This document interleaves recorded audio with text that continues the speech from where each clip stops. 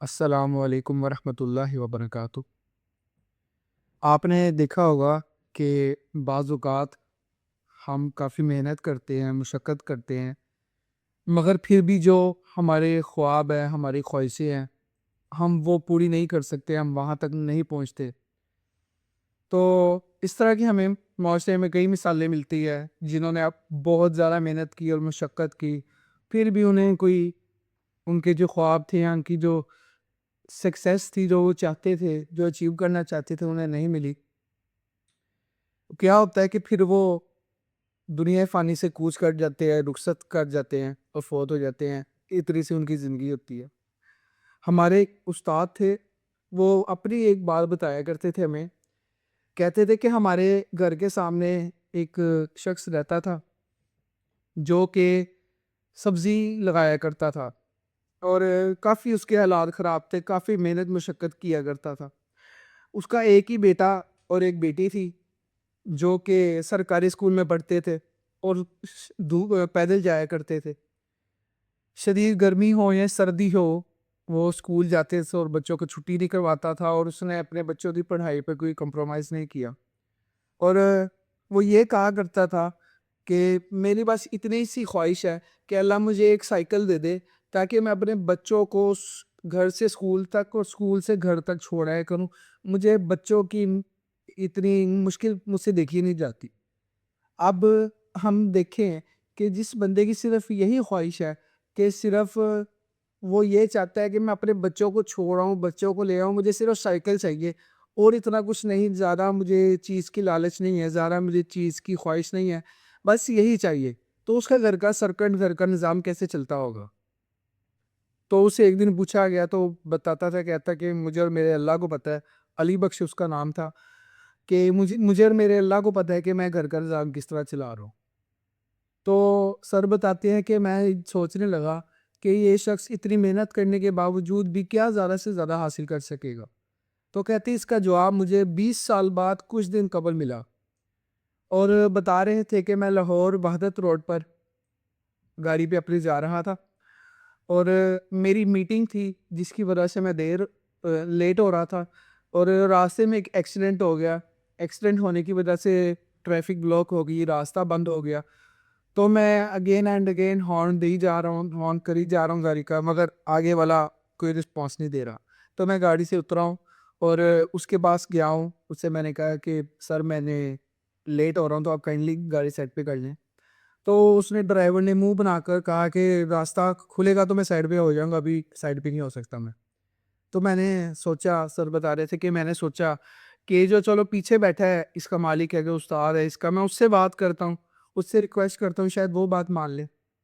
تو کہتے کہ میں پیچھے بات کرنے کے لیے ہوا، اور میں ابھی پیچھے ہوا ہی تھا تو میں نے دیکھا کہ جو پیچھے شخص بیٹھا ہے وہ کون تھا؟ وہ سبزی فروش تھا، علی بخش۔ کہتے میں اسے دیکھ کر حیران ہو گیا، وہ مجھے تکتا رہا، میں اسے دیکھتا رہا، اور مجھے کوئی بات نہ آئی اسے کرنے کے لیے۔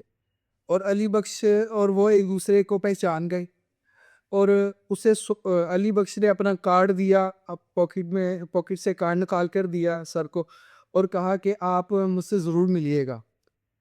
تو سر بتا رہے تھے کہ کچھ دن ٹھہر کے میں لاہور کے بہت پوش علاقہ وہاں گیا، اور وہاں ایک 2 کنال کی کوٹھی کے باہر علی بخش منزل کی نیم پلیٹ لگی تھی، اور میں حیران تھا، اور میں بار بار دل میں یہی آ رہا تھا کہ علی نے لگتا ہے کوئی بڑا ہی ہاتھ مارا ہے، کوئی اچھا فراڈ کیا ہے جو اتنا کچھ اس نے بنا لیا ہے۔ تو کہتے میں نے اسے گارڈ سے ناک کیا، اور گارڈ نے مجھے پوچھا، میں ڈرائنگ روم میں بیٹھا تھا تو میں اس کا گھر دیکھ رہا تھا، پھر یہی دماغ میں سوال آ رہا تھا کہ لگتا ہے کچھ علی نے بڑا کیا۔ کہتے اتنے میں ہی علی بخش آیا، اور میں نے علی سے پوچھا کہ اے علی، کیا تم نے کیا اور تمہارے پاس اتنا کچھ آ گیا ہے؟ تو علی نے مجھے جواب دیا کہ جناب، آپ مجھے بہترین طریقے سے جانتے ہیں کہ میں کس طرح محنت کرتا تھا اور کس طرح مشقت کر کے اپنے بچوں کو پڑھاتا تھا۔ کہتے وہ میرا محنت کرنا، مشقت کرنا، آج مجھے اس کا پھل مل گیا کہ میرے بچہ، میرا بیٹا، میری بیٹی پڑھ گئے، اور میرا بیٹا پڑھ کر اچھی ایک کمپنی میں ملازم لگ گیا، اچھی جاب کر رہا ہے، اور پاکستان کی بڑی ایک کمپنی ہے جہاں پر اس کو ایز اے مینیجر کی جاب مل گئی۔ اور دوسری میری بیٹی جو کہ پڑھ گئی اور محنت کی، آج وہ اسٹیٹ بینک آف پاکستان کی اسسٹنٹ چیئرمین ہے۔ تو یہ سن کر وہ بہت حیران ہوا، بہت پریشان ہوا، اور وہ کہنے لگا کہ میں نے بس اپنی اولاد کو پڑھانے کے اوپر محنت کی ہے تو اللہ نے مجھے اس کا اجر دیا ہے۔ ہم اپنے معاشرے میں اکثر دیکھتے ہیں کہ لوگ غربت اور پریشانی کی وجہ سے اپنے بچوں کو پڑھائی سے چھڑوا دیتے ہیں اور محنت مشقت میں کام پہ لگا دیتے ہیں، اور کثیر و تعداد ہمارے پاکستان کے لوگ ایسے ہیں جو تعلیم ہی نہیں دیتے اپنے بچوں کو۔ اس سے کیا ہوتا ہے کہ ایک شخص کی غلطی کی وجہ سے، ایک بندے کی غلطی کی وجہ سے آگے کئی نسلیں محنت مشقت کرتی ہے، پڑھائی کی طرف نہیں جاتی، کوئی اچھی زندگی نہیں گزار سکتی۔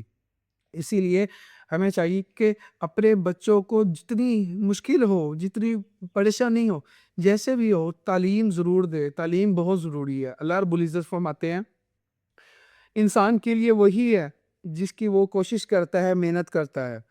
باقی اللہ ہم سب کی کوششوں کو قبول کرے، اور بس محنت کریں، اور محنت کرنے کے ساتھ ساتھ اللہ کی مدد کو ہمیشہ مانگتے رہیں۔ جب تک اللہ کی مدد ساتھ ہے تب تک ہی انسان کی محنت کا فائدہ ہے، لہٰذا انسان کی محنت کا بھی کوئی فائدہ نہیں جب تک اللہ کی مدد ساتھ نہیں ہے۔ جزاک اللہ خیر۔ صحیح ہے۔